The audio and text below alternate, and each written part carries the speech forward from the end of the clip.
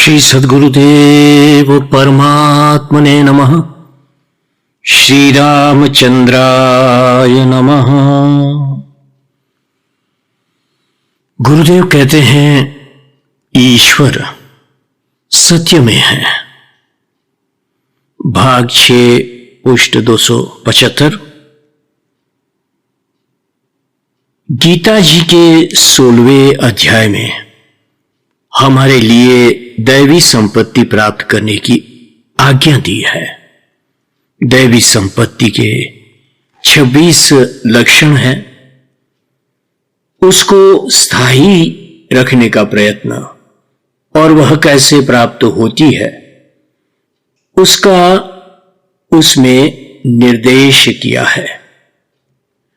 अभयम सत्व संशुद्धि ज्ञान योग व्यवस्थिति दानम दमश्च यज्ञश्च स्वाध्यायस्तप आर्जवम अहिंसा सत्य मक्रोध त्यागः शान्तिरपैशुनम् दया भूतेष्वलोलुप्त्वम् मार्दवम् ह्रीरचापलम् तेजः क्षमा धृतिः शौच मद्रोहो नातिमानिता भवन्ति संपदं दैवी मभिजातस्य भारत। ये 3 श्लोक पहले दैवी संपत्ति के हैं, 16वें अध्याय के हैं। भावार्थ ये है कि भय का सर्वथा अभाव, अंतःकरण की पूर्ण निर्मलता, परमात्मा के स्वरूप में एक ही भाव से ध्यान योग में निरंतर दृढ़ स्थिति, सात्विक दान, देश काल पात्र को देखकर किया हुआ दान, इंद्रियों का दमन, भगवान देवता और गुरुजनों की पूजा, अग्निहोत्र आदि उत्तम कर्मों का आचरण, वेद शास्त्रों का पठन पाठन, भगवान के नाम और गुणों का कीर्तन, स्वधर्म पालन के लिए कष्ट को सहना, शरीर तथा इंद्रियों के सहित अंतःकरण की सरलता, मन वाणी और शरीर से किसी प्रकार का भी किसी को कष्ट न देना, यथार्थ और सत्य भाषण, अपना अपकार करने वाले बुरा करने वाले पर भी क्रोध न होना, कर्मों में कर्तापन के अभिमान का त्याग, चित्त की चंचलता का अभाव, किसी की भी निंदा आदि न करना, सब भूत प्राणियों के प्रति हेतु रहित दया, विषयों के साथ संयोग होने पर भी उनमें आसक्ति का न होना, कोमलता, लोक और शास्त्र से विरुद्ध आचरण में लज्जा, व्यर्थ चेष्टाओं का अभाव,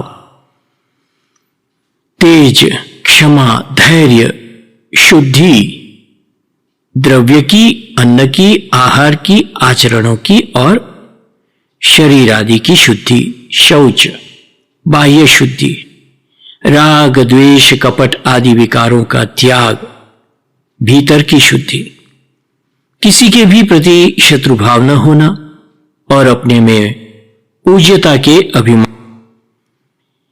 दैवी संपत्ति का सर्वप्रथम लक्षण है अभय। जब तक मनुष्य अभय न हो तब तक उसे दैवी संपत्ति प्राप्त नहीं होती। अभय कौन हो सकता है? जो पूर्ण हो या फिर जिसका कोई रक्षक हो। पूर्ण जो है वह भयभीत हो ही नहीं सकता। माता के साथ में बालक और मालिक के साथ में कुत्ता कितना निर्द्वंद होता है। इसी तरह से अभय प्राप्त करने को हमें रक्षक की जरूरत है।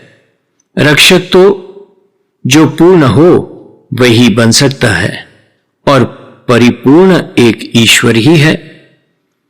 ओम पूर्णमदः पूर्णमिदं पूर्णात् पूर्णमुदच्यते पूर्णस्य पूर्णमादाय पूर्णमेवावशिष्यते।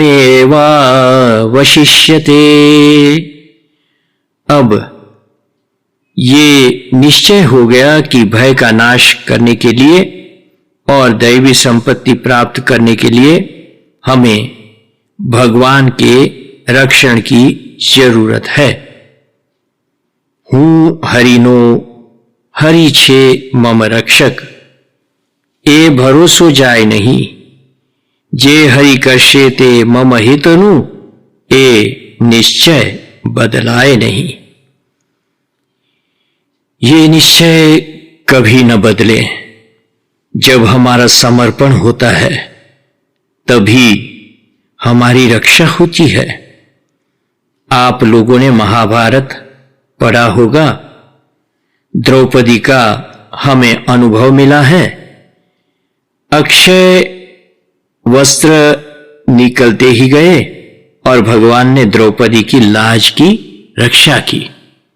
भगवान को सच्चे हृदय से बुलाओ। क्या करे वैरी प्रबल, जो सहाय बलवीर, 10,000 गज बल घट्यो, घट्यो न 10 गज चीर। पुराणों की कथा इतनी समझदारी पूर्वक लिखी है कि समझे तो जीवन बन जाए, परंतु हमारा सिर्फ वाणी मात्र का समर्पण है। क्रिया में बिंदु है 0। क्रिया में यदि हो जाए तो कहना ही क्या। रोज सुबह उठकर हम कहते हैं कि हम तो राम तेरे और मरने को बहू तेरे। प्रार्थना अंतःकरण की शुद्धि करके करना चाहिए। त्रिकाल में एक रस रहने वाले को ईश्वर कहते हैं। जब हम ईश्वर का ज्ञान करते हैं, हमें ज्ञान होगा, तब हम पाप और झूठ नहीं आचरेंगे। ईश्वर का ऐश्वर्य जब हमको ठीक से मालूम हो जाएगा, तब रक्षा अपने आप होने लगेगी। रक्षा होने पर दैवी संपत्ति भी आ जाएगी। ईश्वर सत्य में है। क्या ईश्वर को हम मानते हैं? सत्याचरण करते हैं? हमारी निष्ठा ध्रुव और परिपक्व होनी चाहिए। परिपक्व निष्ठा ने नृसिंह भगवान का प्रादुर्भाव खंबे में से करवाया था। ईश्वर अचिंत्य, अनंत और सच्चिदानंद है। हमारा शब्द में अध्यारोप है। ईश्वर परिपूर्ण है और हमारी भावना, श्रद्धा उसमें मनचाहा अध्यारोप करती है। ईश्वर अनुमान से अनुभव में आता है। जो कोई ये कहता है कि ईश्वर अलक्ष्य है, लक्ष्य में आता नहीं है, वो झूठा है। ध्याता न रहे, ध्यान न रहे, केवल ध्येय मात्र रह जाए, तब ईश्वर हमें अपने आप खींच लेता है। ध्याता का लोप यानी बुद्धि का लोप। बुद्धि ज्ञान तंतुओं का आधार है। दीनता, आश्रय, अवलंब आदि के जो पद है वे इसी के लिए हैं।